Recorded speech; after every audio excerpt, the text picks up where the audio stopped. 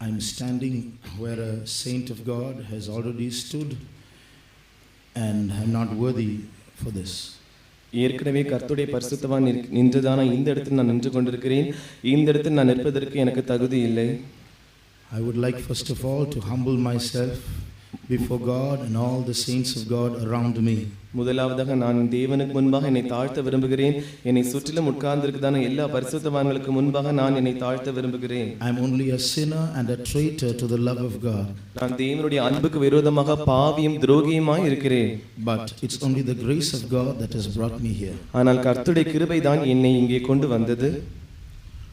Before we go to the word of God, நாம் தேவனுடைய வார்த்தைக்கு கடந்து போவதற்கு முன்பாக I would like to teach you a little song. நான் உங்களுக்கு ஒரு சிறிய பல்லவி சொல்லிக் கொடுக்க போகிறேன். Some of you may know it already. உங்களில் சிலர் ஏற்கனவே அந்த பாடலை அறிந்திருப்பீர்கள். Anyway, please take down the words. I'll dictate it for you. எப்படியோ அந்த வார்த்தைகளை நான் உங்களுக்கு சொல்லும்போது தானே நீங்கள் எழுதி வைத்துக் கொள்ளுங்கள். It's just 4 or 5 lines. 4 அல்லது 5 வரிகள் உள்ள பாடல். இயேசுவே ஆண்டவர், இயேசுவே ஆண்டவர், மரணத்தினின்று உயிர்த்தெழுந்தார், மரணத்தினின்று உயிர்த்தெழுந்தார், கால்கள் யாவும் முடங்கும், கால்கள் யாவும் முடங்கும்,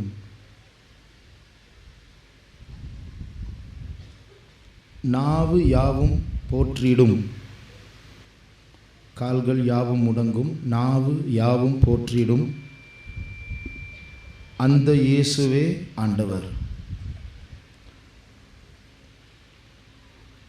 இயேசுவே ஆண்டவர், மரணத்தினின்று உயிர்த்தெழுந்தார், கால்கள் யாவும் முடங்கும், நாவு யாவும் போற்றிடும், அந்த இயேசுவே ஆண்டவர். I'll sing this song once for you, and after that you can repeat it. நான் ஒரு முறை இந்த பாடலை முதலாவதாக பாடுகிறேன். அதற்கு பிறகு நீங்கள் என்னோடு கூட சேர்ந்து பாடுங்கள்.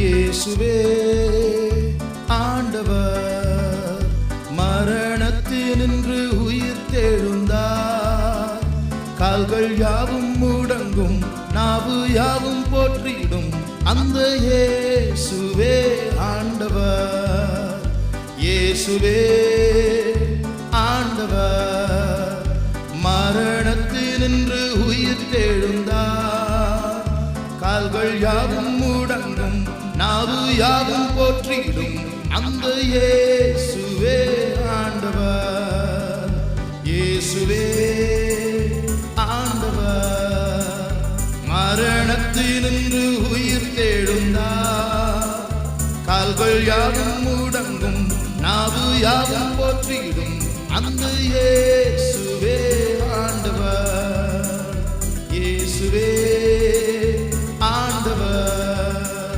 மரணத்தினின்று உயிர்த்தெழுந்தார், கால்கள் யாவும் முடங்கும், நாவு யாவும் போற்றிடும், அந்த இயேசுவே ஆண்டவர். Now we'll all join and sing together. இப்பொழுது நாம் யாவரும் சேர்ந்து இந்த பாடலை பாடுவோம். We'll all clap our hands and sing. This is the word of God, so it's an easy song. நாம் யாவரும் நம்முடைய கரங்களை தட்டி பாடுவோம். இது தேவனுடைய வார்த்தை, எனவே கற்றுக்கொள்வதற்கு எளிதான பாடல்.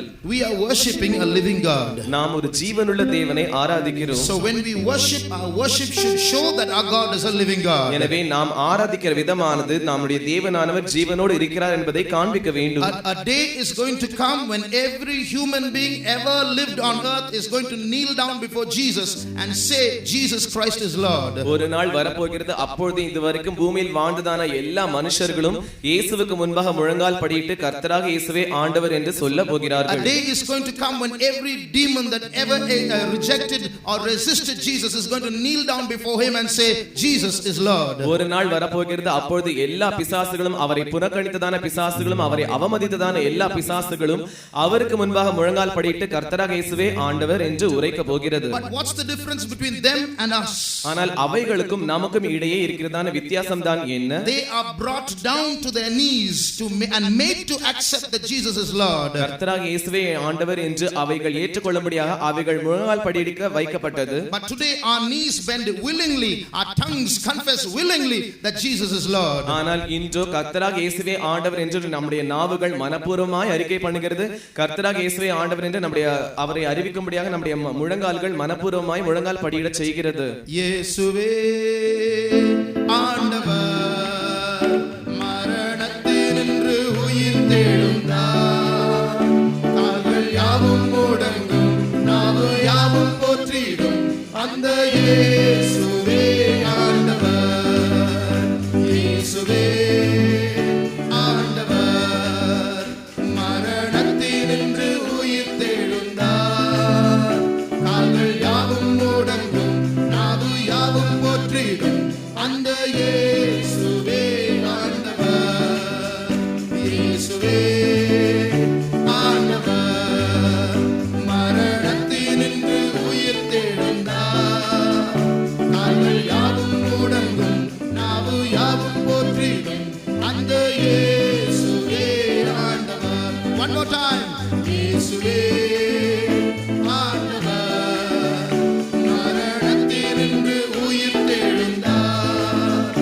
கால்கள் யாவும் முடங்கும், நாவு யாவும் போற்றிடும் அந்த இயேசுவே ஆண்டவர். Hallelujah. Shall we read from Genesis chapter 18 and verse 14?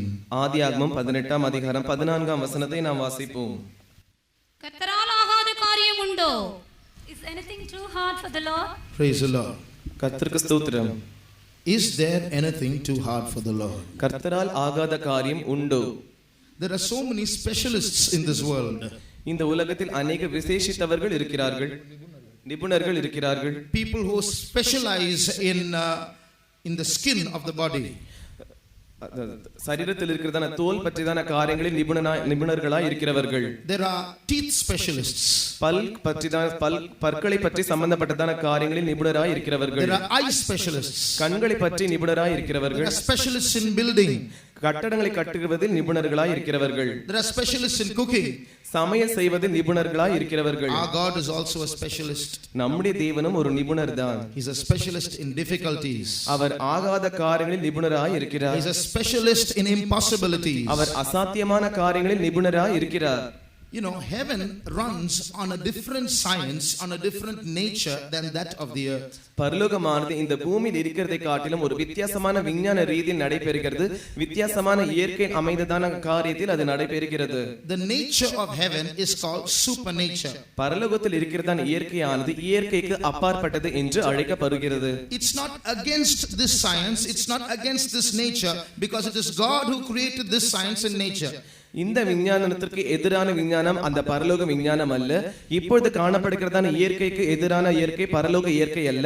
ஏனென்றால் இந்த விஞ்ஞானத்தையும் இயற்கையும் தேவன் தாமே உண்டாக்கினார். But God, supernature or God, heaven's science and heaven's nature is beyond, is more than our science and nature. ஆனால் பரலோகத்தில் இருக்கிறதான இயற்கைக்கு அப்பாற்பட்டதான காரியமும் பரலோகத்தில் இருக்கிறதான விஞ்ஞானமும் பூமியில் காணப்படுகிறதான விஞ்ஞானத்தை காட்டிலும் இயற்கை காட்டிலும் அது இயற்கைக்கு அப்பாற்பட்டது. In a world that is full of difficulties, முற்றிலும் கடினமான காரியங்களினால் ஆகாத காரியங்களினால் நிறைந்ததான உலகம். in a world that is full of problems, பிரச்சனைகளினால் முற்றிலும் நிறைந்ததான ஒரு உலகம். in a world where we are running here and there for solutions and we can find no solution, எங்கேயாவது தீர்வு கிடைக்குமா என்று இங்கும் அங்குமாய் நாம் ஓடித்திருக்கிறதான உலகம். அப்படி ஓடினாலும் தீர்வு கிடைத்த பாடில்லை. Is it not consoling to see a God who can offer a challenge like this? Is anything too hard for the Lord? கர்த்தரால் ஆகாத காரியம் ஒன்று உண்டோ என்று தேவன் நம்மை பார்த்து சொல்லும்போது இது தேவனிடத்திலிருந்து வருகிறதான ஆறுதலான வார்த்தையும் கடினமான காரியங்களுக்கு விரோதமான சவாலும் இருக்கிறதா அல்லவா?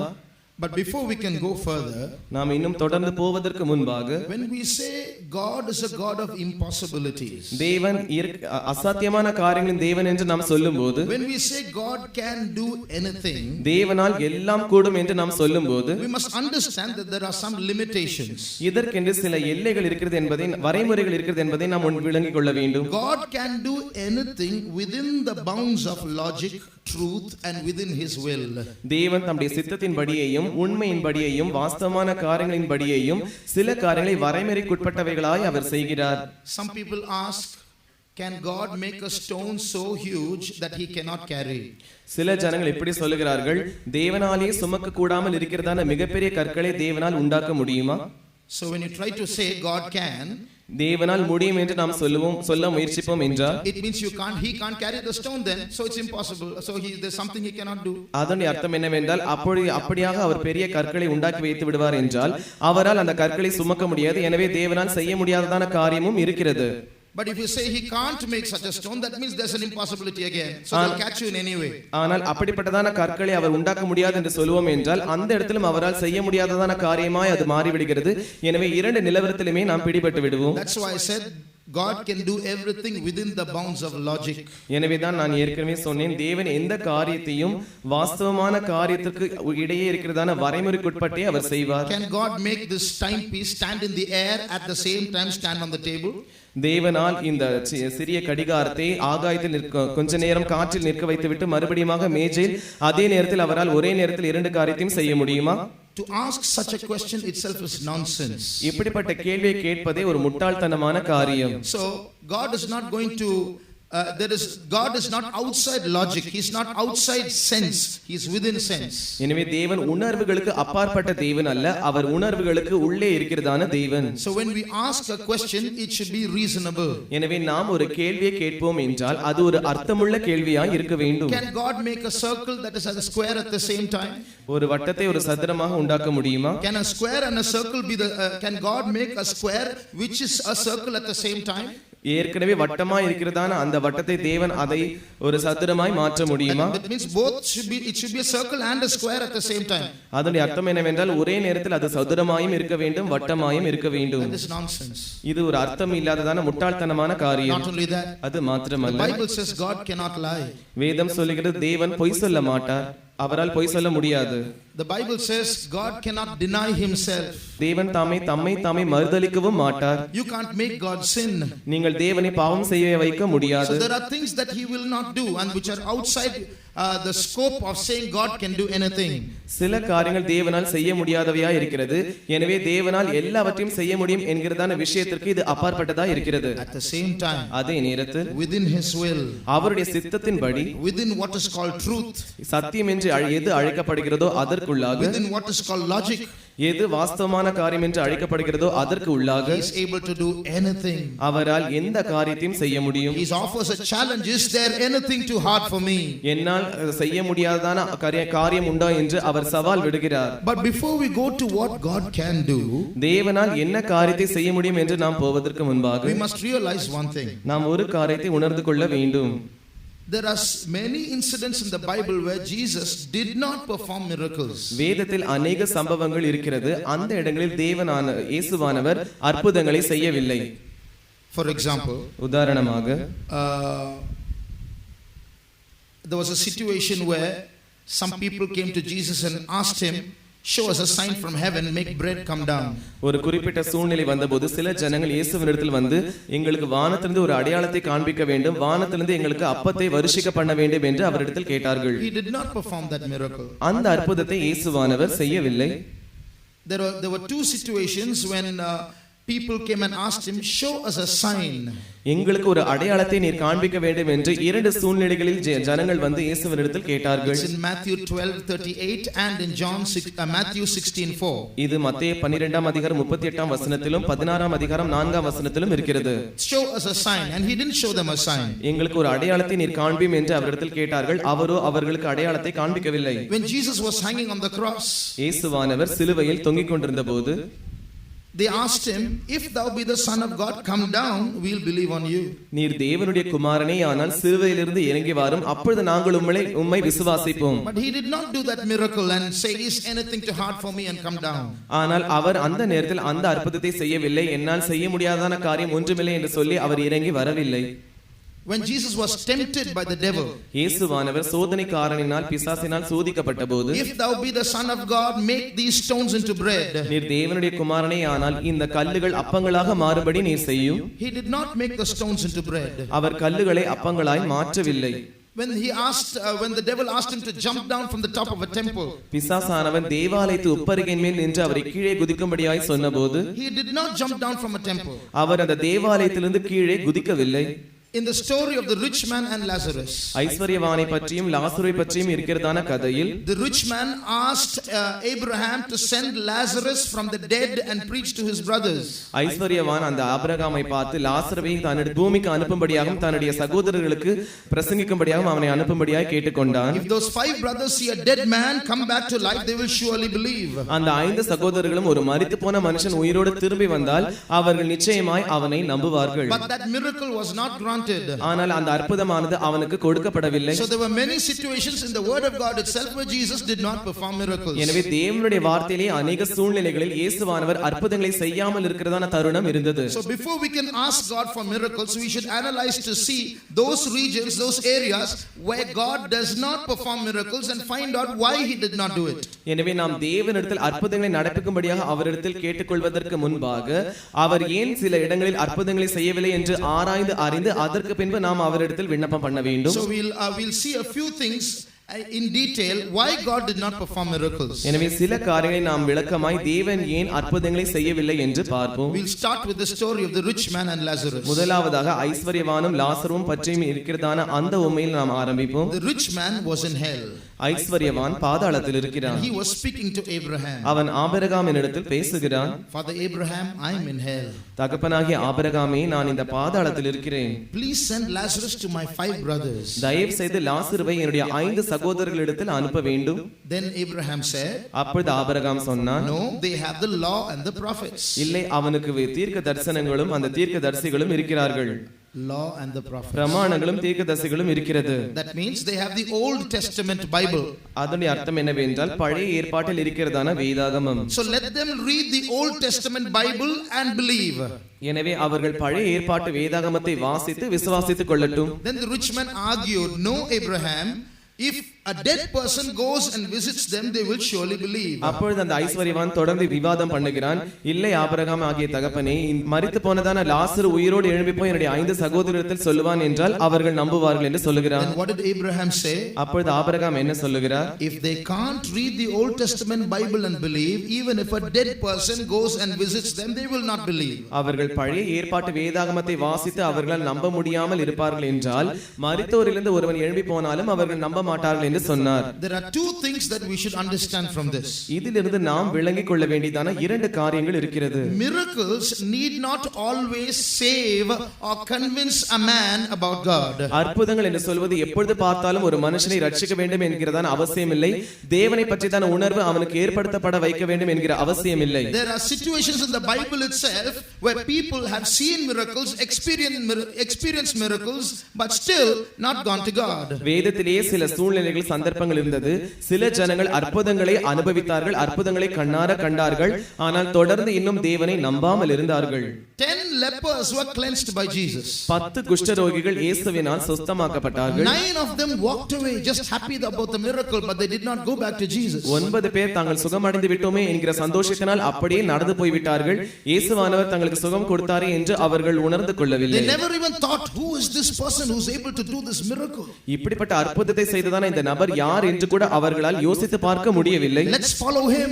நாம் அவரை பின்பற்றுவோம். They never thought along these lines. They just walked back to live their life. அவர்கள் இந்த மாதிரி எந்த எண்ணத்தையும் அவர்கள் யோசிக்காமல் தங்களுடைய பழைய வாழ்க்கையை தொடரும்படியாய் திரும்பி போய்விட்டார்கள். Another incident. இன்னொரு சம்பவம். When Jesus died, இயேசுவானவர் மரித்தபோது he was locked into a tomb. அவர் ஒரு கல்லறையில் வைத்து அடைக்கப்பட்டார். And there were 4 guards watching, so Roman soldiers watching over the tomb. அந்த கல்லறையின் வாசலில் 4 போர் சேவகர்கள் இருந்தார்கள். அவர்கள் அந்த கல்லறையை காவல் காத்துக் கொண்டிருந்தார்கள். On the third day, மூன்றாம் நாளில் suddenly as Mary went to the tomb, திடீரென்று மரியாள் அந்த கல்லறைக்கு போகும்போது தானே an angel came down and rolled away the stone and sat on the stone, the Bible says. வேதம் சொல்லுகிறது, ஒரு தூதனானவன் இறங்கி வந்து கல்லறையின் வாசலில் இருந்த கல்லை புரட்டி அதன் மீது உட்கார்ந்தான். The Bible says that the 4 guards, the Roman soldiers, saw what was happening, saw the angel sitting and the stone being rolled away. வேதம் சொல்லுகிறது, கல்லறையை காத்துக் கொண்டிருந்ததான் அந்த 4 போர் சேவகர்களும் இந்த தூதன் இறங்கி வந்து கல்லை புரட்டி அதன் மேல் உட்கார்ந்ததை கண்டார்கள். Read Matthew 28:11. மத்தேயு 28ஆம் அதிகாரம் 11ஆம் வசனம். அவர்கள் போகையில் காவல் சேவகரில் சிலர் நகரத்துக்குள்ளே வந்து நடந்த யாவற்றையும் பிரதான ஆசாரியருக்கு அறிவித்தார்கள். Now when they were going, behold, some of the watch came into the city and showed unto the chief priest all the things that were done. So they saw something and they were reporting it to the chief priests. எனவே அவர்கள் ஏதோ ஒன்றை கண்டிருக்கிறார்கள். அதை போய் அந்த பிரதான ஆசாரியனிடத்தில் அவர்கள் புகார் கூறுகிறார்கள். They saw the stone being rolled away. அந்த கல் புரட்டி போடப்பட்டதை அவர்கள் கண்டார்கள். They saw the angel sitting on it. தூதனானவன் அந்த கல்லின் மேல் உட்கார்ந்திருந்ததை அவர்கள் கண்டார்கள். They saw Jesus missing from the tomb. கல்லறையில் இயேசுவானவர் இல்லை என்பதை அவர்கள் கண்டார்கள். 3 days they were there. How could Jesus escape? 3 நாட்களும் அவர்கள் அங்கேதான் இருந்தார்கள். அப்படியாக இருக்கும் என்றால் இயேசுவானவர் எப்படி தப்பி போயிருப்பார்? Something divine must have happened. ஏதோ ஒரு தெய்வீகமான காரியம் நடந்திருக்க They வேண்டும். were eyewitnesses of a miracle. ஒரு அற்புதத்தை அவர்கள் கண்ணார கண்டதான சாட்சிகளாய் அவர்கள் இருக்கிறார்கள். But the chief priest gave them lots of money. ஆனால் பிரதான ஆசாரியன் அவனுக்கு ஏராளமான பணத்தை அவர்களுக்கு கொடுத்து விட்டான். They took the money and told lies that Jesus was stolen. அவர்கள் பணத்தை வாங்கிக் கொண்டு பொய் சொன்னார்கள். இயேசுவானவரை திருடி கொண்டு போய்விட்டார்கள் என்று அவர்கள் பொய் சொன்னார்கள். So here you see, they see miracles in front of their eyes, but nothing, their faith is not stirred towards God. எனவே இங்கே பார்க்கும்போது இவர்கள் கண்களுக்கு முன்பாகவே கண்ணாரதான ஒரு அற்புதம் நடைபெறுகிறது. ஆனால் அந்த அற்புதத்தை விசுவாசிக்கும்படியாக அவர்களுடைய விசுவாசமானது அனல் மூட்டி எழுப்பப்படவில்லை. So miracles are not the answer for salvation. It works but not always. எனவே அற்புதங்களானது ரட்சிப்பிற்கு ஒரு பதிலா இருக்கிறதில்லை. ஆனால் அற்புதங்கள் எப்பொழுதும் கிரியை செய்யக்கூடியதா இருக்கிறது. Miracles work but not always. அற்புதங்கள் கிரியை செய்கிறது, ஆனால் எப்பொழுதும் அது கிரியை செய்கிறது இல்லை. God will not always perform miracles.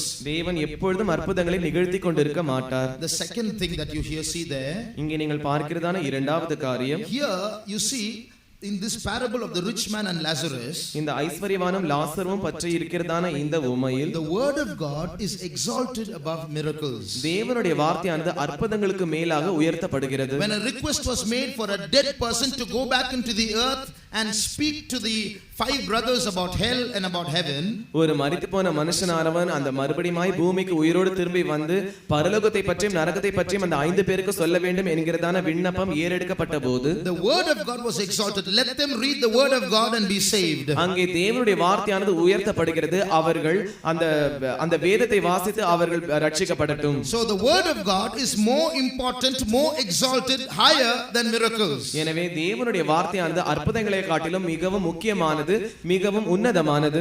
Real conversion of the heart is not by miracles but by the word of God. உண்மையான இருதயத்தினுடைய குணப்படுதலானது அற்புதங்களினால் அல்ல, அது தேவனுடைய வார்த்தையினால் குணமடைகிறது. But miracles will be a signature that the word spoken is from God. ஆனால் அற்புதங்களானது அந்த தேவனுடைய வார்த்தையானது தேவனால் தான் பேசப்பட்டது என்பதற்கு ஒரு முத்திரையாய் இருக்கிறது. So these are 2 things you learn from this miracle not happening. அற்புதங்கள் நடைபெறாமல் இருக்கிறதான 2 காரணங்கள் இதை பற்றி நாம் படிக்கிறோம். Coming to the temptations of Jesus, இயேசுவினுடைய சோதனைகளை பற்றி நாம் படிக்கும்போது, in 2 temptations Jesus was asked to do a miracle. 2 சோதனைகளில் இயேசுவானவர் அற்புதங்களை செய்யும்படியாக கேட்டுக்கொள்ளப்பட்டார். If you are the son of God, make these stones bread. நீர் தேவனுடைய குமாரனே ஆனால் இந்த கல்லுகள் அப்பங்களாக மாறுபடி நீர் செய்ய வேண்டும். If you are the son of God, jump down from the top of the temple. நீர் தேவனுடைய குமாரனே ஆனால் நீ தேவாலயத்தினுடைய உச்சியிலிருந்து கீழே குதிக்க வேண்டும். Both situations he could have said, is anything too hard for the Lord, and done both.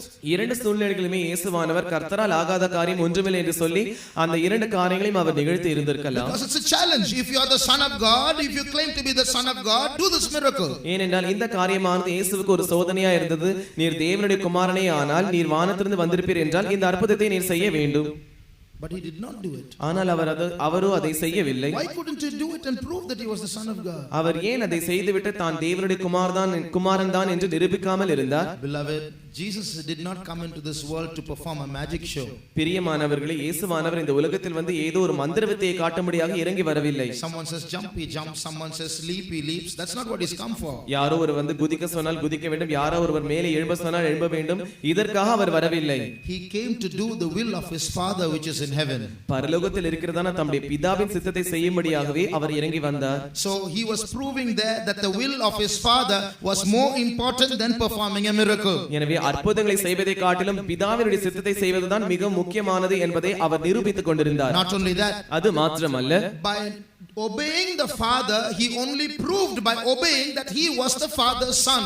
பிதாவுக்கு கீழ்ப்படிவதன் மூலமாக தாம் பிதாவினுடைய குமாரன் என்று அவர் அதன் மூலமாய் நிரூபித்தார். So by not doing the miracle, he was only proving that he, the heavenly Father, was his father and that he was his son. எனவே அற்புதங்களை செய்யாமல் இருப்பதன் மூலமாக அவர் பிதாவினுடைய குமாரன் என்றும் பரத்தில் இருக்கிற பிதாவானவர் அவருக்கு பிதாவா இருக்கிறார் என்றும் அவர் நிரூபித்தார். By doing the miracle, he would have proved that he was independent from the Father. அவர் அந்த அற்புதத்தை செய்வதின் மூலமாக அவர் பிதாவினிடத்திலிருந்து சுயாதீனமாக இருக்கிறார் என்று அவர் நிரூபித்திருந்திருப்பார். So the will of God is more important than the miracle. எனவே அற்புதங்களை காட்டிலும் தேவனுடைய சித்தமானது மிகவும் முக்கியமானது. It's very important that we be in the will of God. பிரியமானவர்களே, நாம் தேவனுடைய சித்தத்தில் இருப்பது மிகவும் முக்கியமானது. Sometimes we are in a hurry for miracles. சில வேளைகளில் அற்புதங்களை செய்ய வேண்டும் என்று நாம் மிகவும் அவசரப்படுகிறோம். There's a verse, there are many miracle workers today.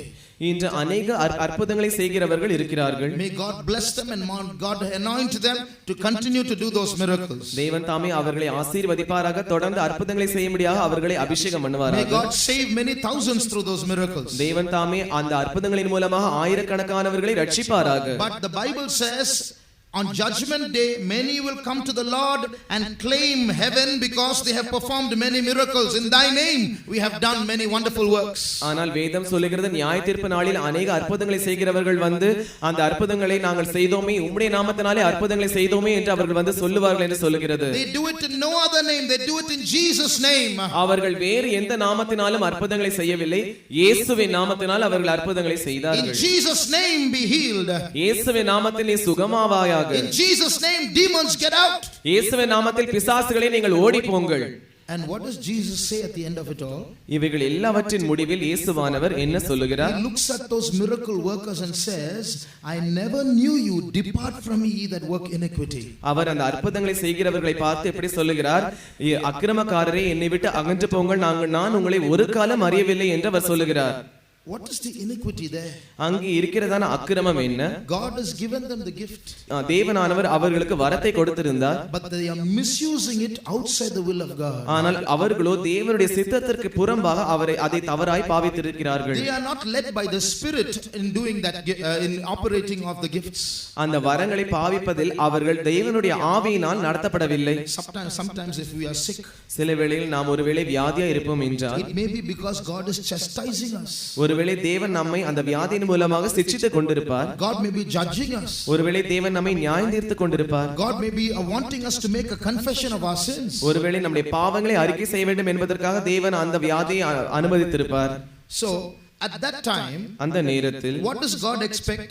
தேவனானவர் என்ன எதிர்பார்க்கிறார்? He expects us to humble ourselves, confess our sins and return back to him. நம்மை நாமே தாழ்த்த வேண்டும், நம்முடைய பாவங்களை அறிக்கையிட வேண்டும், அவரிடத்தில் திரும்ப வேண்டும் என்று அவர் எதிர்பார்க்கிறார். But instead of confessing the sin, we run to a miracle worker and get healed. ஆனால் நம்முடைய பாவங்களை அறிக்கையிடுவதற்கு பதிலாக அற்புதங்களை செய்கிறவரிடத்தில் நாம் ஓடி போய் சுகத்தை பெற்றுக்கொள்வோம் என்றால், what is born there is not healing but iniquity. அங்கே சுகம் பிறக்கவில்லை, அங்கே அக்கிரமம் தான் பிறந்திருக்கிறது. That healing is called iniquity. அந்த சுகமானது அக்கிரமம் என்று அழைக்கப்படுகிறது. Because the body is healed without the soul being healed. ஏனென்றால் ஆத்மா சுகப்படாமல் இந்த சரீரமானது குணமாக்கப்பட்டிருக்கிறது. So the will of God is that we should first of all confess our sins, humble ourselves, acknowledge the truth and go to God for healing after that. எனவே தேவனுடைய சித்தம் என்னவென்றால், முதலாவது நாம் நம்முடைய பாவங்களை அறிக்கையிட வேண்டும், நம்மை தாழ்த்த வேண்டும், அதற்கு பிறகு நாம் தேவனிடத்தில் போக வேண்டும். So these are some of the reasons why God does not perform miracles. தேவனானவர் ஏன் அற்புதங்களை செய்யவில்லை என்பதற்கான சில காரணங்கள் இவைகள்.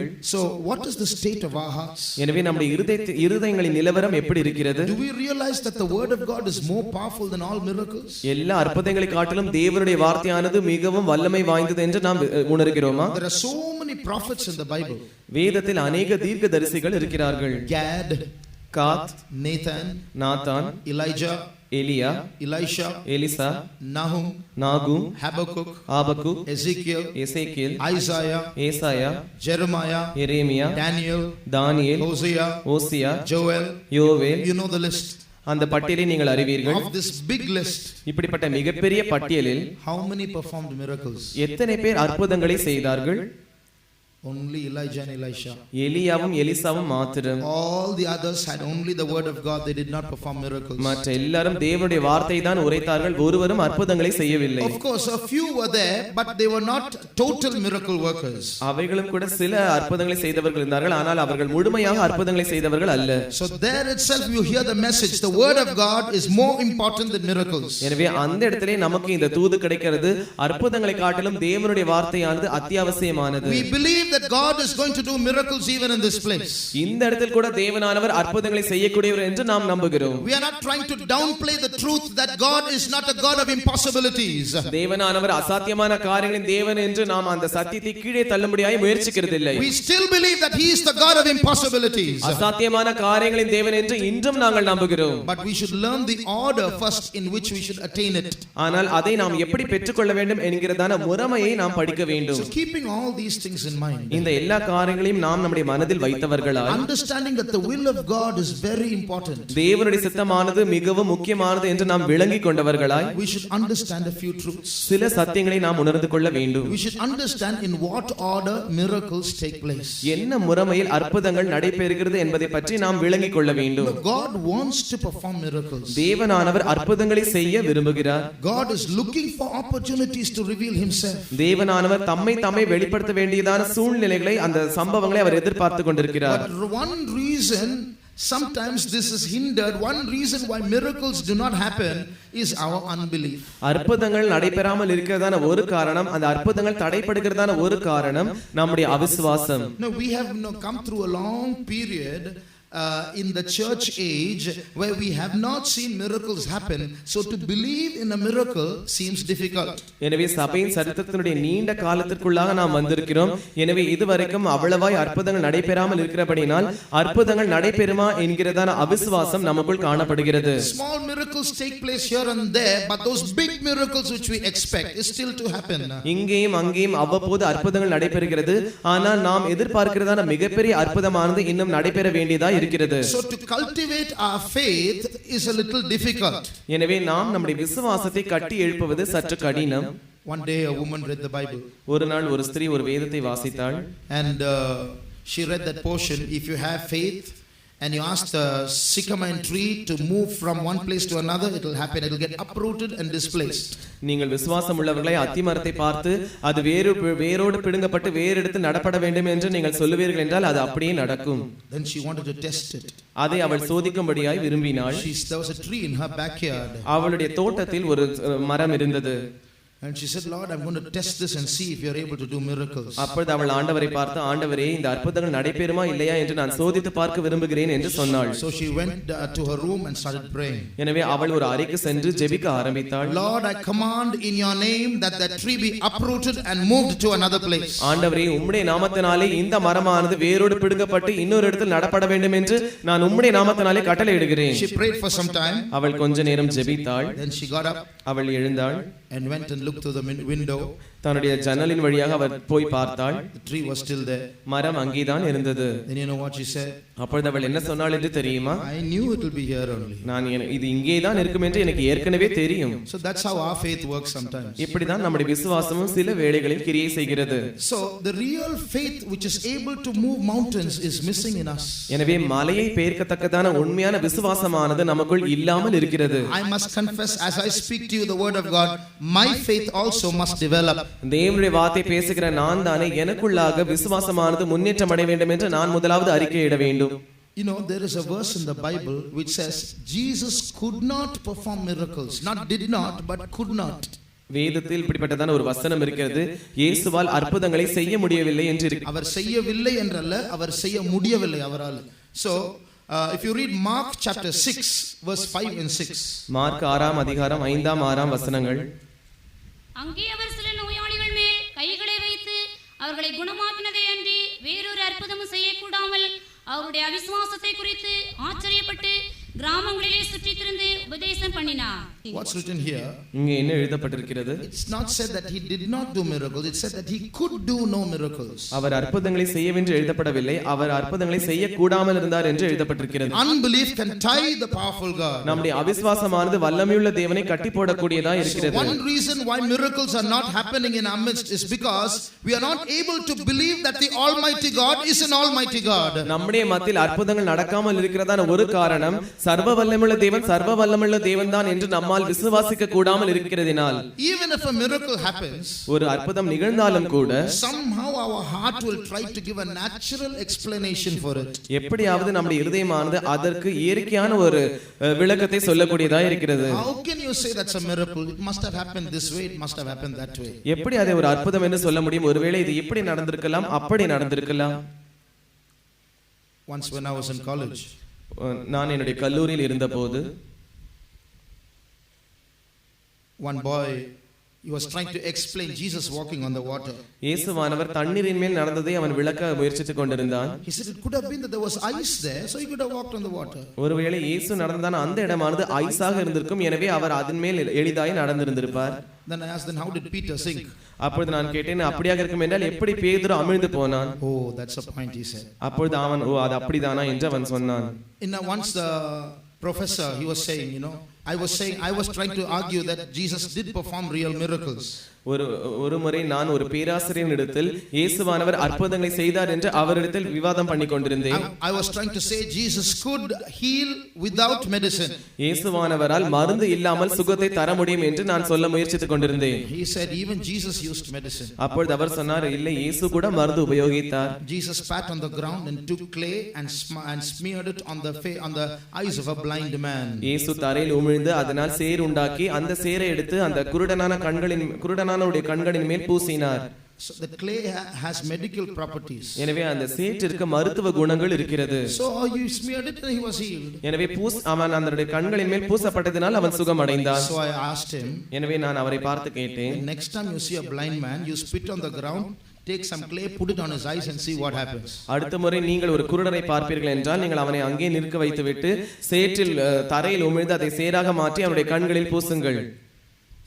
You'll most probably get a slap in your face, that's all. ஏறக்குறைய உம்முடைய கன்னத்தில் ஒரு அறைதான் நமக்கு கிடைக்கும், அவ்வளவுதான். See, this is how we human beings try to give natural explanations for miracles. We can't believe that this happened this way. இப்படிதான் மனுஷர்களாகிய நாம் அற்புதங்களுக்கு இயற்கைக்குரியதான காரணங்களை சொல்ல முயற்சிக்கிறோம். அற்புதங்கள் உண்மையாக நடந்தது என்று நம்மால் நம்ப முடிகிறதில்லை. One day in a Bible class, a teacher was explaining how the Israelites were crossing the Red Sea. ஒரு முறை ஒரு வேத பாடத்தில் ஒரு ஆசிரியர் எப்படி இஸ்ரவேல் ஜனங்கள் சிவந்த சமுத்திரத்தை கடந்தார்கள் என்று விளக்கிக் கொண்டிருந்தார். And she said the wind blew. அப்பொழுது அந்த ஆசிரியர் சொன்னார்கள், காற்று அடித்தது. Small children were listening. சிறிய பிள்ளைகள் அதை கவனித்துக் கொண்டிருந்தார்கள். Wind blew and the sea was divided into two and the Israelites walked on dry ground. காற்று அடித்தது, சமுத்திரம் இரண்டாக பிரிக்கப்பட்டது, இஸ்ரவேல் ஜனங்கள் உலர்ந்த தரையின் வழியாய் நடந்து சென்றார்கள். The teacher was not believing all this. She was just teaching the class because she had to teach. இந்த ஆசிரியை இந்த காரியங்களை நம்பாமல் இருந்ததான ஒரு ஆசிரியா இருந்தார்கள். அவர்கள் ஆசிரியையா இருந்தபடினால் இந்த காரியங்களை சாதாரணமாய் கற்றுக் கொடுத்துக் கொண்டிருந்தார்கள். One little girl was hearing the story, got so excited she started clapping her hands. ஒரு சிறிய பெண் பிள்ளை இதை கேட்டுக்கொண்டு மிகவும் பரவசம் அடைந்து இந்த காரியத்தை கேட்டவுடன் கைத்தட்ட ஆரம்பித்தாள். She said, why are you clapping your hands? The teacher asked. அப்பொழுது ஆசிரியை அவளை பார்த்து, நீ ஏன் கைத்தட்டுகிறாய் என்று கேட்டார்கள். She said, no miss, the wind blew and the sea divided into two and they walked on dry ground. How miraculous it is. I'm so excited. அப்பொழுது அந்த பிள்ளை இப்படி சொன்னால், இல்லை காற்று அடித்தது, சமுத்திரம் இரண்டாக பிரிக்கப்பட்டது, உலர்ந்த தரையாய் மாறினதான அந்த இடத்தில் ஜனங்கள் நடந்து சென்றார்களே, இது எப்படி என்று நான் பரவசம் அடைந்து விட்டேன் என்று அவள் சொன்னாள். And the teacher said, அப்பொழுது ஆசிரியை சொன்னாள், it did not happen like that. அது அப்படி நடக்கவில்லை. Actually, the water was only shallow water, knee deep, that's all. உண்மையிலே அங்கே தண்ணீர் மிகவும் குறைவாக இருந்தது, முழங்கால் அளவுதான் இருந்தது. They walked through the water in the Bible, they are saying wind blew and they walked on dry ground. That's not true. They walked through knee deep water. அவர்கள் அந்த குறைந்த தண்ணீர் வழியாக தான் நடந்தார்கள். வேதம் தான் ஏதோ காற்றடித்தது, சமுத்திரம் பிரிந்தது என்று சொல்லுகிறார்கள். ஆனால் உண்மையிலே அவர்கள் முழங்கால் அளவு இருக்கிறதான தண்ணீரை கடந்து சென்றார்கள். That little girl believed it and she became very sad. Oh, is that so? அப்பொழுது அந்த சிறிய பிள்ளை இதை நம்பிவிட்டு மிகவும் துக்கப்படைந்தது. இப்படியா என்று கேட்டுவிட்டாள். After some time the story went on. கொஞ்ச நேரம் கழித்து அந்த கதை மறுபடியும் தொடர்ந்தது. After a little while the little girl started clapping her hands once again. இன்னும் சற்று நேரத்திற்கு பிறகு மறுபடியும் அந்த சிறிய பிள்ளை கைதட்ட ஆரம்பித்தாள். Now why are you clapping your hands? இப்பொழுது ஏன் நீ கைதட்டுகிறாய்? No miss, in knee deep water all the Egyptians got drowned.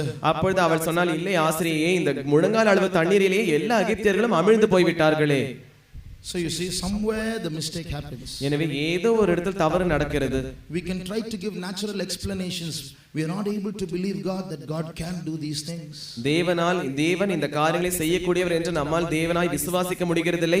இதற்காக நாம் இயற்கைக்குரியதான விளக்கங்களை கொடுக்கிறோம். So what we very badly need these days is faith. எனவே இந்த காலகட்டங்களில் நமக்கு மிகவும் அத்தியாவசியமாய் தேவைப்படுகிறதான ஒரு காரியம்தான் விசுவாசம்.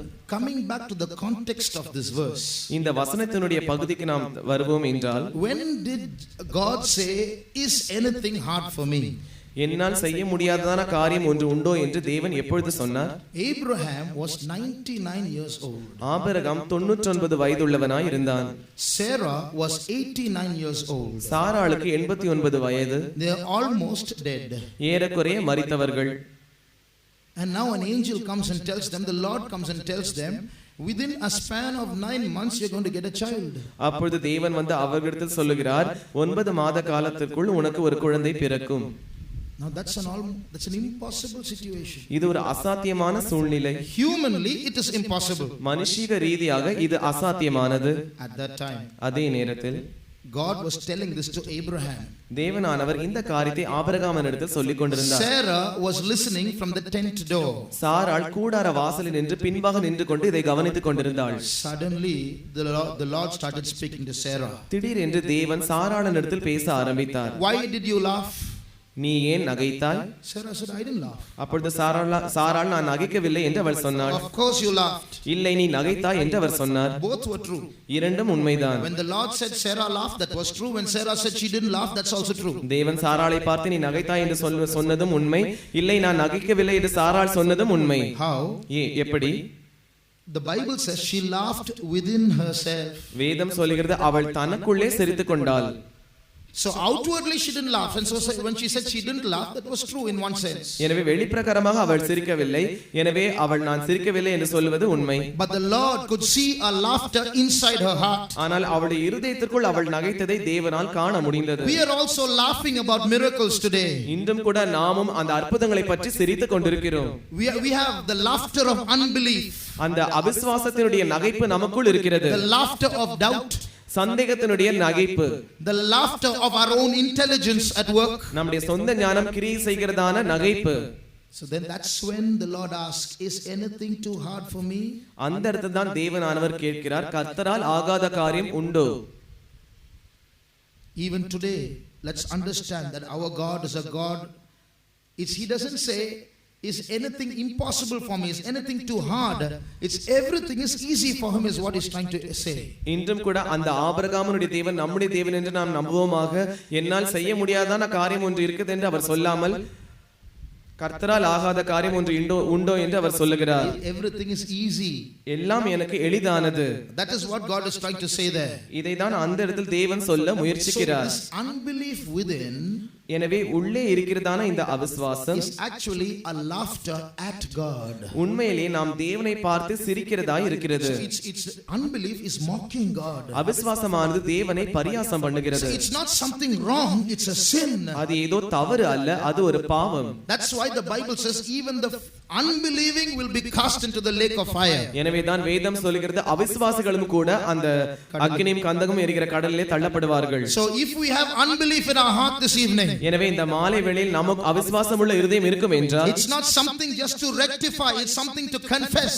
இது ஏதோ திருத்தப்பட வேண்டியதான ஒன்று அல்ல, இது அறிக்கை செய்யப்பட வேண்டியதாய் இருக்கிறது. It's a sin that is dangerous enough to send us to the lake of fire. அக்கினியும் கந்தகம் எரிக்கிறதான அந்த அனுப்பக்கூடியதான ஒரு பாவமாய் இது இருக்கிறது. When God wants to do big things in our midst, தேவனானவர் நம்முடைய மத்தியில் மகத்தான காரியங்களை செய்ய விரும்பும்போது, when God wants to do miracles in our midst, நம்முடைய மத்தியில் தேவன் அற்புதங்களை செய்ய வேண்டும் என்று விருப்பமாய் இருக்கும்போது, we are not able to believe him. அவரை நம்மால் விசுவாசிக்க முடிகிறதில்லை. We are tying the impossible God of impossibilities. அசாத்தியங்களின் தேவனை நாம் கட்டி போடுகிறோம். He can see us all in trouble. நாம் எல்லாரும் பிரச்சனைகள் இருப்பதை அவரால் பார்க்க He முடிகிறது. can see all our difficulties. நம்முடைய எல்லா கடினங்களையும் அவரால் பார்க்க முடிகிறது. Quite often what we are doing is we go and fast and pray, we kneel down and pray, we pray in the night, but is there faith mixed in that prayer? அடிக்கடி நாம் என்ன செய்கிறோம் என்றால், நாம் போய் உபவாசித்து ஜெபிக்கிறோம், இரவு வேளைகளில் ஜெபிக்கிறோம், முழங்கால் படிட்டு ஜெபிக்கிறோம், ஆனால் அந்த ஜெபத்தில் விசுவாசம் கலந்து காணப்படுகிறதா? God does not say according to your prayer be it unto you. He says according to your faith be it unto you. தேவனானவர் நம்மை பார்த்து உன்னுடைய ஜெபத்தின்படி உனக்கு ஆக கடவது என்று சொல்லாமல், உன்னுடைய விசுவாசத்தின்படி உனக்கு ஆக கடவது என்று சொல்லுகிறார். So how much are we able to believe that God will perform it? எனவே அந்த தேவனானவர் நிச்சயமாய் அந்த காரியத்தை செய்வார் என்று நம்மில் எத்தனை பேர் நம்புகிறோம்? Last year I was sick. கடந்த வருடம் நான் வியாதிப்பட்டேன். For 2 months I was bedridden. 2 மாதம் நான் படுக்கையில் இருந்தேன். I could not move my hands and my feet. என்னுடைய கரங்களையும் என்னுடைய கால்களையும் என்னால் அசைக்க முடியாது. Someone else had to feed me, someone else had to brush my teeth. யாரோ ஒருவர் வந்து தான் எனக்கு சாப்பாடு ஊட்டி விட வேண்டும், யாரோ ஒருவர் வந்து தான் எனக்கு பல் விளக்கி விட வேண்டும். In the nights when everyone was asleep, I could not sleep. இரவு வேளைகளில் எல்லாரும் தூங்கி கொண்டிருக்கும்போது என்னால் தூங்க முடியாது. If a mosquito came and sat on my face, I couldn't even drive it away. ஒரு கொசு வந்து என்னுடைய முகத்தில் உட்கார்ந்தால் கூட அதை என்னால் துரத்தி விட முடியாது. I could feel evil spirits surrounding me and challenging me.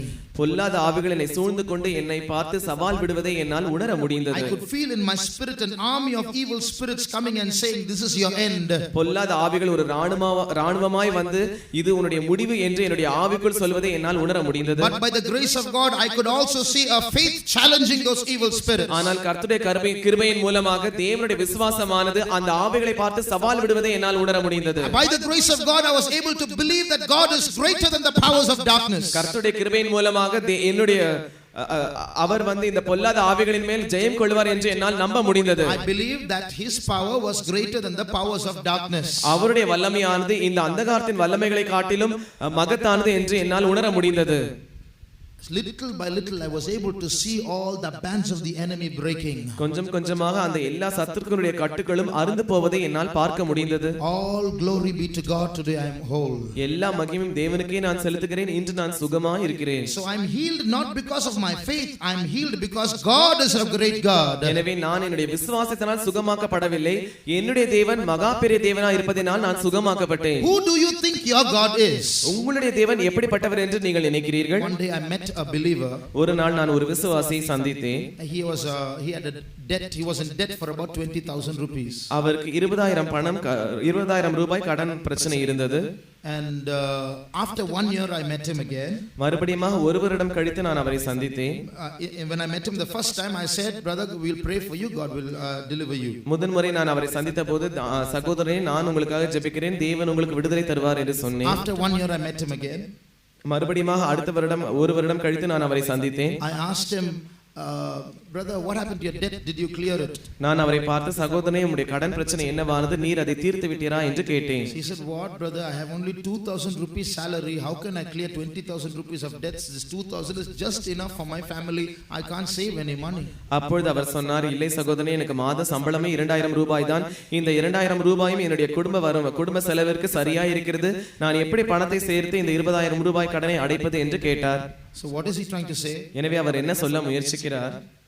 His God, to clear his debt, has to take from his salary and give it to him.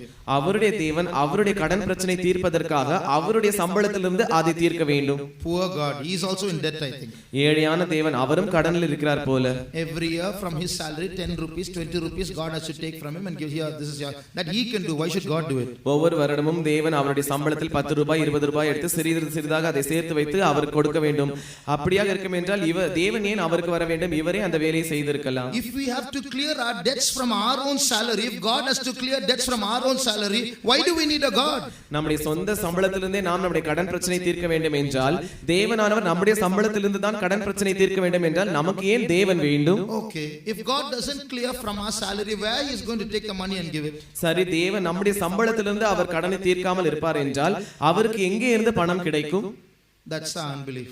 இதுதான் நம்முடைய அவிசுவாசம். Immediately the big question, where will God get so much money? 20,000 rupees, from whom will he come and give it? உடனே அவன் மிகப்பெரிய கேள்விக்குறி வந்துவிடும். தேவன் இவ்வளவு பெரிய 20,000 ரூபாய் பணம் அதிகமா இருக்கிறது, இது அவருக்கு யார் கொடுக்க போகிறார்கள்? அவருக்கு எங்கே இருந்து கிடைக்க போகிறது? So God has to go begging here and there, please my son is having 20,000 rupees debt, come and give it. எனவே தேவன் இங்கும் அங்குமாக சென்று பிச்சை எடுத்து தயவு செய்து என்னுடைய மகன் 20,000 ரூபாய் கடனாய் இருக்கிறான், அவனுக்கு கொஞ்சம் கொடுங்கள் என்று அவர் பிச்சை எடுக்க வேண்டுமா? See how small we make our God. நம்முடைய தேவனை எவ்வளவு சிறியவராய் நாம் மாற்றி விடுகிறோம் என்று பாருங்கள். Do we not believe that all the silver and the gold is his?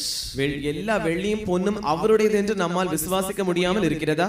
Is not God able to provide for us from the riches of his glory? அவர் தம்முடைய மகிமையின் ஐஸ்வரியத்திலிருந்து நமக்கு வழங்குவார் என்று நம்மால் விசுவாசிக்க முடியாமல் இருக்கிறதா? Why should we bother where he gets the money and gives it to us? That's his problem. அவர் எங்கே இருந்து பணத்தை எடுத்து என்னுடைய கடனை தீர்க்க போகிறார் என்று நாம் கவலைப்பட வேண்டும், அது அவருடைய பிரச்சனை. He is my heavenly father and he has to clear my debt. அவரே என்னுடைய பரம பிதாவா இருக்கிறார், அவர் என்னுடைய கடனை தீர்த்து வைப்பார். Are we able to believe like that?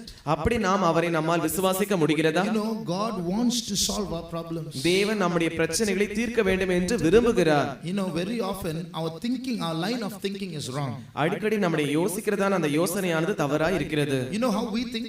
நாம் எப்படி யோசிக்கிறோம் என்று உங்களுக்கு தெரியுமா? I'm praying and praying and praying, it's not happening. God is a hard God. நான் ஜெபித்து பார்த்து விட்டேன், தேவன் எனக்கு எந்த பதிலும் கிடைக்கிறதில்லை, தேவன் கடின மனமுள்ளதான ஒரு தேவன். But the truth is sometimes it's exactly the opposite. ஆனால் உண்மை என்னவென்றால் சில வேளைகளில் இது அப்படியே எதிர்மறையானதாய் மாறிவிடுகிறது. It is God who wants to do exceeding abundantly above all that we ask or think, but our faith is so small, we are not able to give him that faith to do those great things. தேவன் தான் நாம் நினைப்பதற்கும் வேண்டிக் கொள்வதற்கும் மிகவும் அதிகமாய் கிரியை செய்யக்கூடிய தேவனாய் இருக்கிறார்.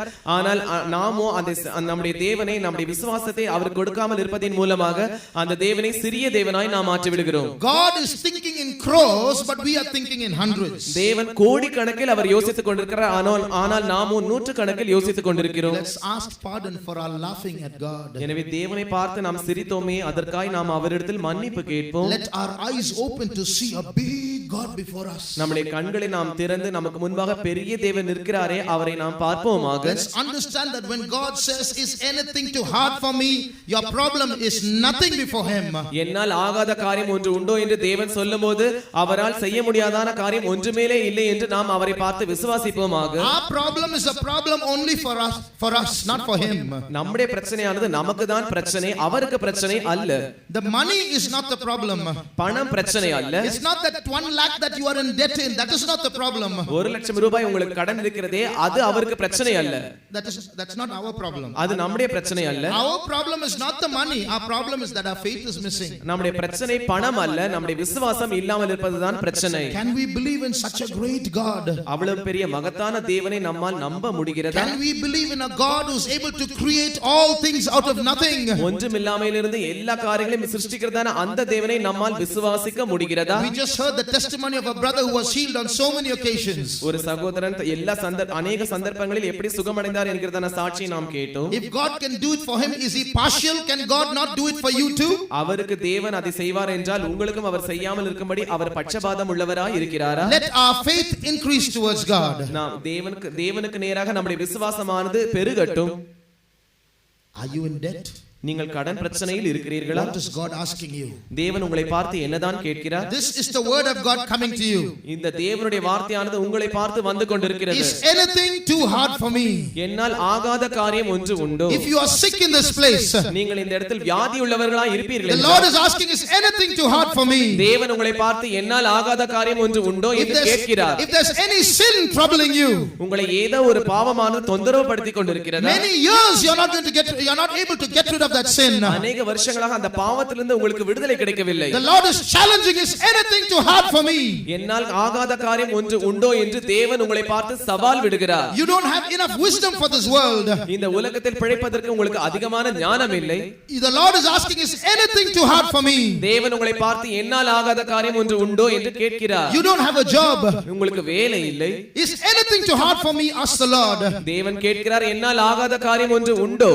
Our God is a God of impossibilities. நம்முடைய தேவன் அசாத்தியமான காரியங்களின் தேவன். The Lord asked this word to Sarah. தேவன் இந்த வார்த்தை சாராளை பார்த்து கேட்டார், Is anything too hard for me? என்னால் ஆகாத காரியம் ஒன்று உண்டோ? After 9 months, 9 மாதங்கள் கழித்து she conceived and bare a son. அவள் கர்ப்பம் தரித்து ஒரு குமாரனை பெற்றாள். Abraham was dead, virtually dead. Abraham ஏறக்குறைய உண்மையிலே அவன் மரித்தவனாய் இருந்தான். Sarah was virtually dead. சாராளும் ஏறக்குறைய மரித்தவளாய் இருந்தாள். 2 deaths came together and a life came into existence. 2 மரணமும் ஒன்றாக சேர்ந்தது, அப்பொழுது ஒரு ஜீவன் உயிருக்கு வந்தது. That is the science of heaven. இதுதான் பரலோகத்தினுடைய விஞ்ஞானம். That's the supernature of heaven. இதுதான் பரலோகத்தினுடைய இயற்கைக்கு அப்பாற்பட்டதான காரியம். If you can believe all this is real, இந்த எல்லா காரியங்களும் நிஜம்தான் என்று நீங்கள் விசுவாசிப்பீர்கள் என்றால், it can happen to you today also.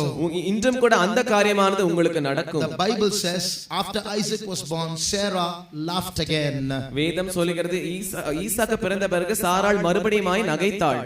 The laughter of unbelief became a laughter of joy. அந்த அவிசுவாசமான நகைப்பானது மறுபடியுமாய் சந்தோஷமான சிரிப்பாய் மாறினது. If only you can believe in that God of impossibilities. அந்த அசாத்தியமான காரியங்களை செய்கிறதான அந்த தேவனிடத்தில் நீங்கள் விசுவாசிப்பீர்கள் என்றால், if only you can believe that God who worked in those days is equally powerful today. அந்த நாட்களில் கிரியை செய்ததான தேவன் அதே வல்லமையோடு கூட இன்றும் கிரியை செய்யக்கூடியவர் என்று நீங்கள் விசுவாசிப்பீர்கள் என்றால், we can see God doing miracles. தேவனானவர் அற்புதங்களை செய்வதை நம்மால் பார்க்க முடியும். Shall we all close our eyes? நாம் யாவரும் நம்முடைய கண்களை மூடுவோம். What do you think about your God?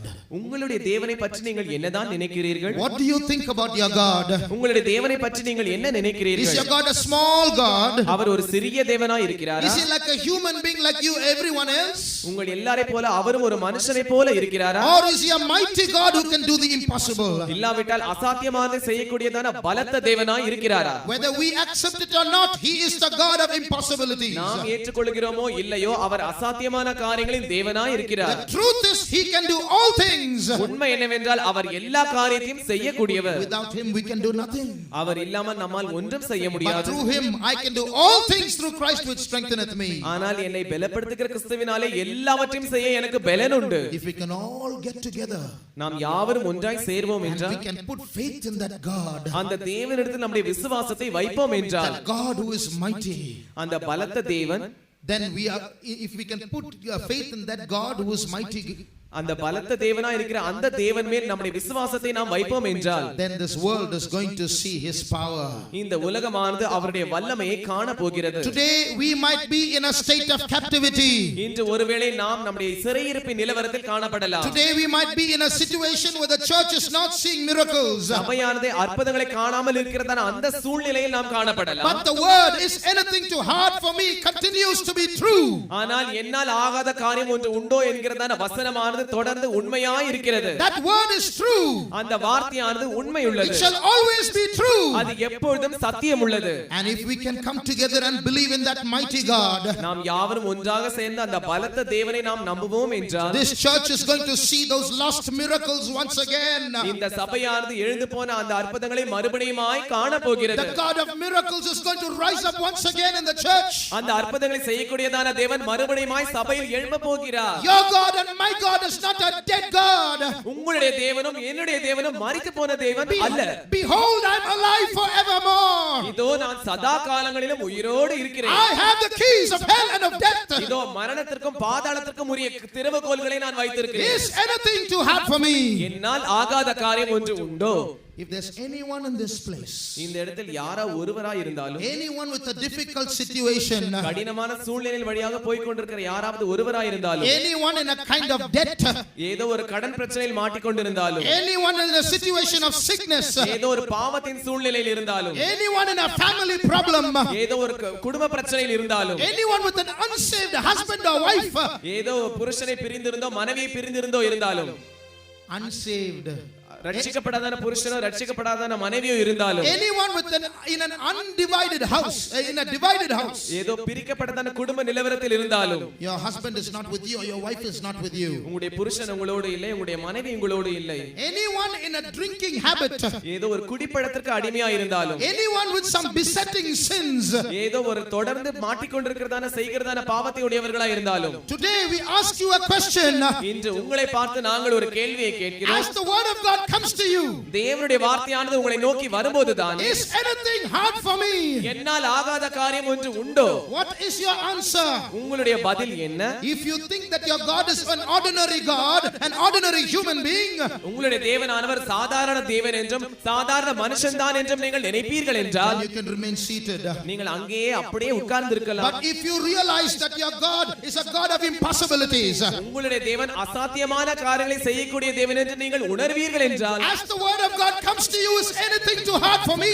என்னால் ஆகாத காரியம் ஒன்று உண்டோ என்று தேவனுடைய வார்த்தையானது உங்களை நோக்கி வரும்போதுதான், If you want to give a positive answer to that word, தேவனுக்கு நீங்கள் ஒரு நேர்மையான பதிலை அந்த வார்த்தைக்கு சொல்ல முடியும் என்றால், if you want to say yes Lord I believe, ஆமா ஆண்டவரே நான் விசுவாசிக்கிறேன் என்று நீங்கள் சொல்ல முடியும் என்றால், I believe you are the God who turned the water into wine, ஆண்டவரே உம்முடைய வார்த்தையானது தண்ணீரை திராட்சரசமாய் மாற்றினது என்று நான் நம்புகிறேன். if you believe, I believe Lord that you are the God who raised the dead, ஆண்டவரே நீர் மரித்தோரை உயிரோடு எழுப்பின தேவன் என்று நான் விசுவாசிக்கிறேன் என்று நீங்கள் விசுவாசிப்பீர்கள் என்றால், if you believe, yes Lord I believe that you are the one who conquered the grave and rose from the dead, ஆமா ஆண்டவரே நீர் மரணத்தை ஜெயித்து மரித்தோரிலிருந்து உயிரோடு எழுந்தவர் என்று நான் விசுவாசிக்கிறேன் என்று நீங்கள் சொல்லுவீர்கள் என்றால், if you can say yes Lord I believe that you are the savior, the God who has power over sin, ஆமா ஆண்டவரே நீரே இரட்சகர், எல்லா பாவத்தின் மேலும் உமக்கு அதிகாரம் இருக்கிறது, இதை நான் நம்புகிறேன் என்று நீங்கள் சொல்லுவீர்கள் என்றால், then as a sign of your faith, எனவே அதன் மூலமாக உங்களுடைய விசுவாசத்துக்கு ஒரு அடையாளமாக please stand up.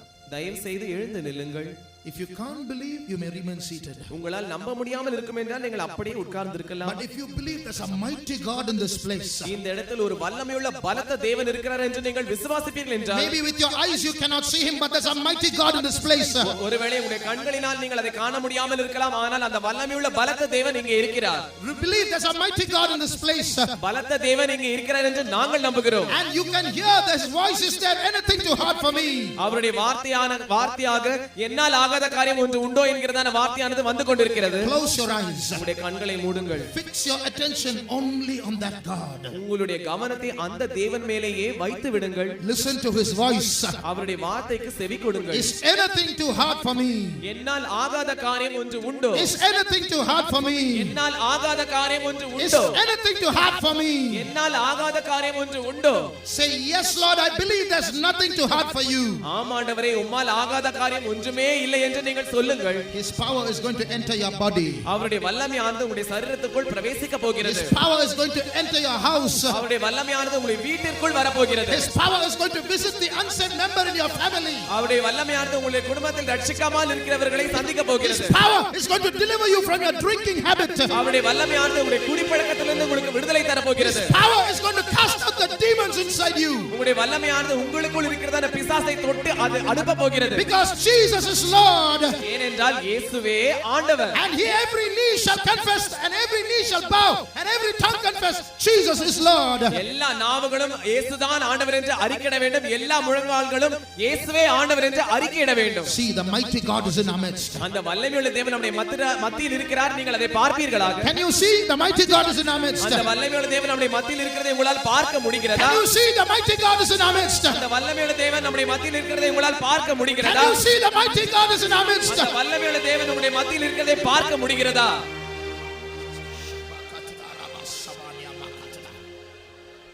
We are going to sing that chorus we sang at the beginning once again. ஆரம்பத்தில் நாம் பாடினதான அந்த பல்லவியை நாம் மறுபடியுமாய் பாட போகிறோம். If you believe, நீங்கள் விசுவாசித்தால், as you sing that song, நீங்கள் இந்த பாடலை பாடும்போது தானே Jesus is Lord, இயேசுவே ஆண்டவர், your sin will bow before you and leave. உங்களுடைய பாவமானது உங்களுக்கு முன்பாக வணங்கிவிட்டு உங்களை விட்டு ஓடி போகும். Your sickness will bow before Jesus and say Jesus is Lord and leave. உங்களுடைய வியாதியானது இயேசுவுக்கு முன்பாக வணங்கிவிட்டு இயேசுவே ஆண்டவர் என்று சொல்லிவிட்டு அது உங்களை விட்டு ஓடி போகும். Your debt problem will bow before Jesus who is in you and leave. உங்களுடைய கடன் பிரச்சனையானது இயேசுவுக்கு முன்பாக முழங்கால் படிவிட்டு அது உங்களை விட்டு ஓடி போகும். The power, the demons which are inside you and troubling you will bow before Jesus and leave. உங்களுக்குள் இருக்கிறதான அந்த பிசாசானது உங்களை தொந்தரவுபடுத்திக் கொண்டிருக்கிறதே அது இயேசுவுக்கு முன்பாக முழங்கால் படியிட்டு இயேசுவே ஆண்டவர் என்று சொல்லி உங்களை விட்டு ஓடி போகும். Do you know the power of worship? ஆராதனையுடைய வல்லமை உங்களுக்கு தெரியுமா? Do you know the power of worship? ஆராதனையினுடைய வல்லமை உங்களுக்கு தெரியுமா? Two people worshipped in a prison. இரண்டு பேர் சிறையில் உட்கார்ந்து ஆராதித்தார்கள். And as they praised and worshiped God, அவர்கள் தேவனை துதித்து பாடினபோது the prison started quaking. சிறைச்சாலையானது அதிர ஆரம்பித்தது. Their chains fell off. அந்த சங்கிலிகள் அறுந்து விழுந்தது. Their fetters were broken. அவருடைய விலங்குகள் முறிந்தது. Every jailer was set free. எல்லா சிறைக்காரர்களும் விடுதலையாக்கப்பட்டார்கள். Every prisoner was set free. சிறையில் இருந்த அத்தனை கைதிகளும் The விடுதலையாக்கப்பட்டார்கள். jailer was saved. அந்த சிறைச்சாலைக்காரன் ரட்சிக்கப்பட்டான். His family was saved. அவருடைய குடும்பமும் ரட்சிக்கப்பட்டது. Today we are not two worshippers, we are hundreds of worshippers. இன்று நாம் இரண்டு பேராய் ஆராதிக்கவில்லை, நாம் நூற்றுக்கணக்கான பேர் தேவனை ஆராதித்துக் If கொண்டிருக்கிறோம். you believe, நீங்கள் விசுவாசித்தால் you shall see the glory of God. நீங்கள் தேவனுடைய மகிமையை காண்பீர்கள். If you believe, நீங்கள் விசுவாசித்தால் you shall see the glory of God. நீங்கள் தேவனுடைய மகிமையை காண்பீர்கள். இயேசுவே ஆண்டவர் மரணத்தினின்று உயிர் தெழுந்தார். கால்கள் யாவும் முடங்கும், யாவும் நாவும் போற்றிடும் அந்த இயேசுவே ஆண்டவர். இயேசுவே ஆண்டவர் மரணத்தினின்று உயிர் தெழுந்தார். கால்கள் யாவும் முழங்கும், யாவும் யாவும் போற்றிடும் அந்த இயேசுவே ஆண்டவர். இயேசுவே ஆண்டவர் மரணத்தினின்று உயிர் தெழுந்தார். கால்கள் யாவும் முடங்கும், யாவும் யாவும் போற்றிடும் அந்த இயேசுவே ஆண்டவர். இயேசுவே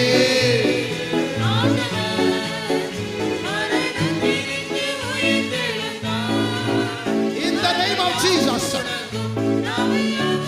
in the name of Jesus, நாமத்தில் we command the powers of sin to get out. யாதின் வல்லமைகளை இயேசுவின் நாமத்தில் வெளியே போகும்படியாக நாங்கள் In the name கட்டளையிடுகிறோம். of Jesus, இயேசுவின் நாமத்தில் we command sickness to leave. வியாதியானதுக்கு போகும்படியாக நாங்கள் கட்டளையிடுகிறோம். In the name of Jesus, இயேசுவின் நாமத்தில் we command demons to flee. பிசாசுகள் இந்த இடத்தை விட்டு ஓடும்படியாக நாங்கள் கட்டளை கொடுக்கிறோம். ஆண்டவர் மரணத்தினின்று உயிர் தெழுந்தார்.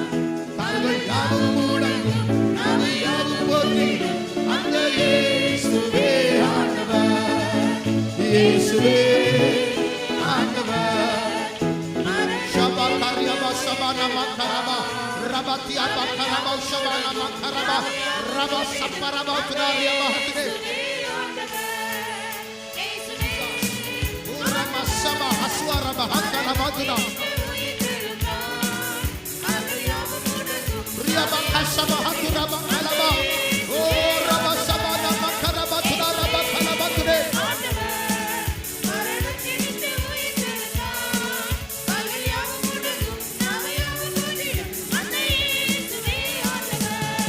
Shabana makara ya shabala bakre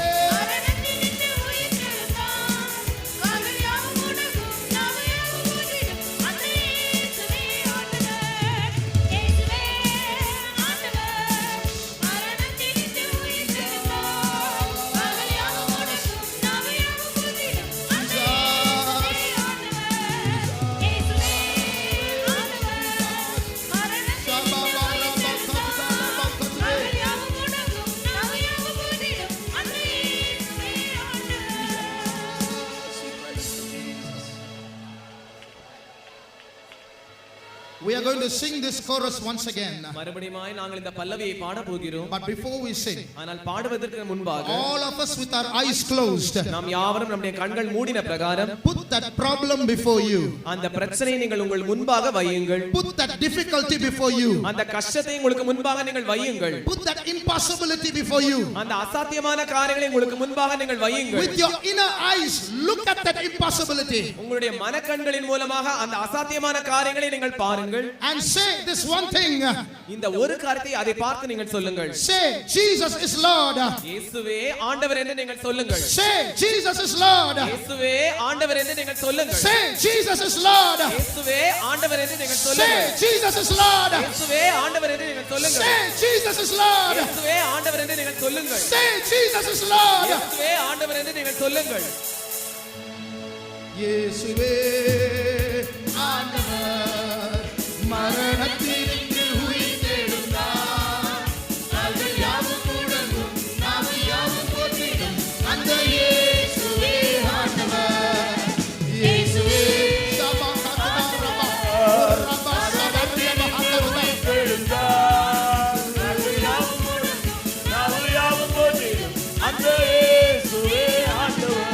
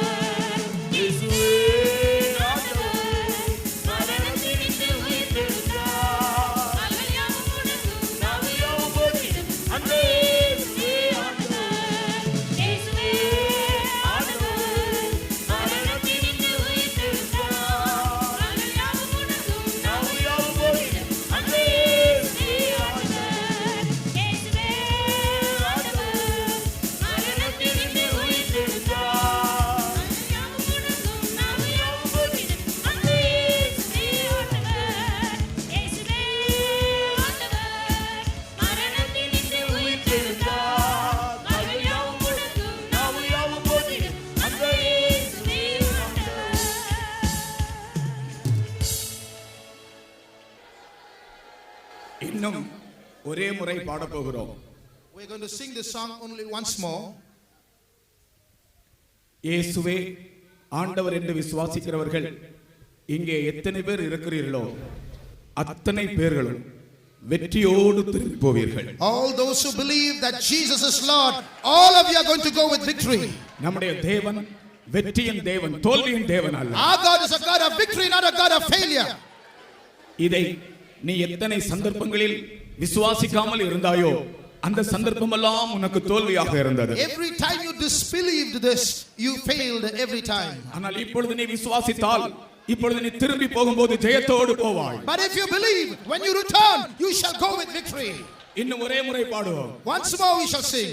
இயேசுவே ஆண்டவர் மரணத்தினின்று உயிர்த்தெழுந்தார்.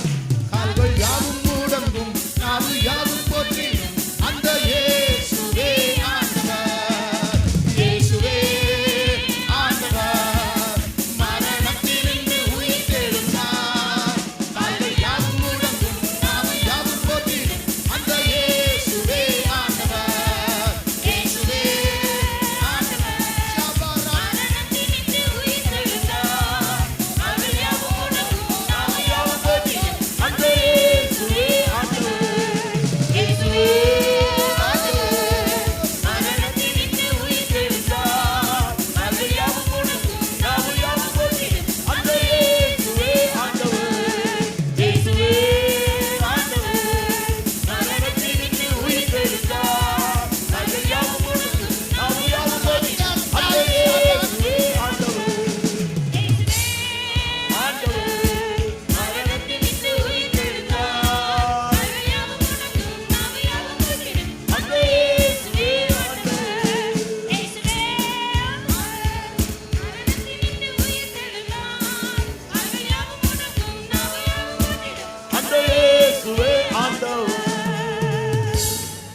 இப்பொழுது உங்கள் சரீரத்திலும் உங்கள் ஆத்மாவிலும் ஒரு வல்லமை ஊடுருவி பாய்ந்ததை நீங்கள் உணர்ந்தீர்கள். You have just realized power going through your body and your soul. அந்த வல்லமை இந்த இயற்கைக்கு உட்பட்ட வல்லமை அல்ல, இயற்கைக்கு அப்பாற்பட்ட வல்லமை. That power is not a natural power, it's a supernatural power. அப்படியே விசுவாசிக்கிறவர்கள் கரங்களை உயர்த்தி ஸ்தோத்திரம் பண்ணுங்க. Those who believe this, praise God, raising your hands. ஆமென். ஸ்தோத்திரம் ஸ்தோத்திரம்.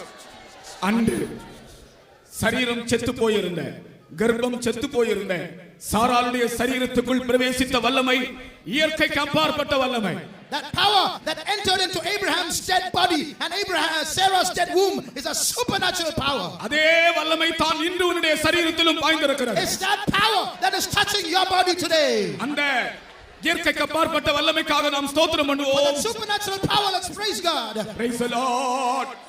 எல்லாரும் கரங்களை உயர்த்தி ஆர்ப்பரித்து ஸ்தோத்திரம் பண்ணுங்கள். Let's praise God triumphantly. Hallelujah, hallelujah, hallelujah, hallelujah. Praise the Lord, praise the Lord, praise the Lord. நம்முடைய பிரச்சனைகள் யாவற்றையும் பரிகரிக்கக்கூடிய அந்த மகத்தான வல்லமைக்காக நாம் ஒரு முறை கூட ஸ்தோத்திரம் பண்ணுவோமாக. ஸ்தோத்திரம் ஸ்தோத்திரம் ஸ்தோத்திரம். ஆமென் ஆமென். Hallelujah, hallelujah. ஆண்டவர் ஒரு மனிதனுக்கு சமாதானம் கொடுக்கும்போது, when God gives peace to a man, அந்த சமாதானம் இந்த அவனுடைய புத்திக்கு உட்பட்ட சமாதானம் அல்ல, அவனுடைய புத்திக்கு அப்பாற்பட்ட சமாதானத்தை தான் தருவேன் என்று சொன்னார். He says he will give a peace not within knowledge but that passeth knowledge. எல்லா புத்திக்கு மேலான சமாதானம். A peace that passeth all knowledge. அந்த சமாதானத்துக்காய் கர்த்தரை ஸ்தோத்திரம் For the பண்ணுவோம். knowledge, let's praise God. ஆமென். ஸ்தோத்திரம் ஸ்தோத்திரம் ஸ்தோத்திரம் ஸ்தோத்திரம் ஸ்தோத்திரம் ஸ்தோத்திரம் ஸ்தோத்திரம் ஸ்தோத்திரம். கர்த்தர் நம்முடைய மத்தியில் வந்து தொடக்கம் முதல் இந்த கூட்டத்தை நடத்தி தன் நாமத்தை மகிமைப்படுத்தினபடியால் அவரை ஸ்தோத்திரிப்போமாக. ஸ்தோத்திரம் ஸ்தோத்திரம் ஸ்தோத்திரம் ஸ்தோத்திரம் ஸ்தோத்திரம் ஸ்தோத்திரம் ஸ்தோத்திரம்.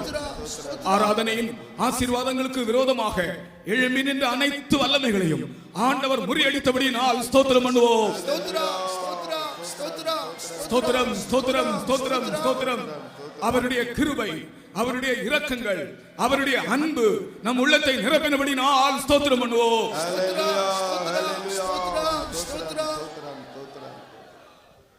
இரக்கமுள்ள பிதாவே, இந்த அருமையான நேரத்திற்காக நன்றியோடு ஸ்தோத்திரிக்கிறேங்க தாவே. இந்த சுவிசேஷ கூட்டத்தின் 2ஆம் நாள் மாலை நேரத்துக்காக நன்றியோடு ஸ்தோத்திரிக்கிறேங்க தாவே. நீர் வானாதி வானத்திலிருந்து இறங்கி வந்து தாவே எங்களை சந்தித்ததுக்காக நன்றியோடு ஸ்தோத்திரிக்கிறேங்க தாவே. அநேக ஜனங்களை நீர் கொண்டு வந்திருக்க தாவே. வெளியேறப்பட்ட சத்திய உபதேசங்களை போதிக்க முடியாத உன் மகனை தூரத்தில் கொண்டு வந்து ஆசீர்வதித்து அபிஷேகம் பண்ணி புதிய வெளிப்படுத்தல இந்த புதுக்கோட்டையிலே நிறைவேற்றினபடி நான் நன்றியோடு ஸ்தோத்திரிக்கிறேங்க தாவே. ஸ்தோத்திரம். உன்னதமான தேவன் தாமே ஒவ்வொருடைய உள்ளத்திலையும் நீர் கிரியை நடப்பித்ததுக்காக ஸ்தோத்திரிக்கிறேங்க தாவே. ஸ்தோத்திரம் ஸ்தோத்திரிக்கிறேங்க தாவே. ஆண்டவரே, உமக்கு பயந்தவர்களுக்கும் முடியத்தில் அன்புகளுக்கும் நீ வைத்திருக்கதான் பெரிதான நன்மைகளுக்காக நன்றியோடு ஸ்தோத்திரிக்கிறேங்க தாவே. அந்த நன்மைகள் இன்றைக்கு நீர் உடைய மகன் மூலமாக வெளிப்படுத்தி ஆண்டவர் ஒவ்வொரு உள்ளத்திலையும் விசுவாசத்தினால ஜீவியத்தை கட்டியெழுப்பக்கூடியதான பலனையும் அபிஷேகத்தையும் தந்ததுக்காக ஸ்தோத்திரிக்கிறேங்க தாவே. ஒவ்வொருடைய சரீரத்தில் அற்புதங்களை நடப்பித்ததுக்காக ஸ்தோத்திரிக்கிறேங்க தாவே. ஸ்தோத்திரம். சிருஷ்டிப்பின் தேவன் சிருஷ்டிப்பை வைத்து நீ செய்கிறவர் அல்லக தாவே. நீர் அப்பாற்பட்டவராயிருக்கிற தாவே. எல்லாவற்றையும் மேலானவராயிருக்கிற தாவே. ஸ்தோத்திரம். உம்மால ஆகாத காரியம் ஒன்றுண்டோ? ஒன்றுமே கிடையாது தாவே. நீர் எல்லாத்தையும் செய்ய வல்லவர் தாவே. உம்மால் செய்ய முடியாத ஒன்றுமே கிடையாது தாவே. நீர் அற்புதங்கள் செய்கிற தாவே. இல்லாத இடத்தில் இருக்கிறவராய் செய்கிறதான் தேவனே.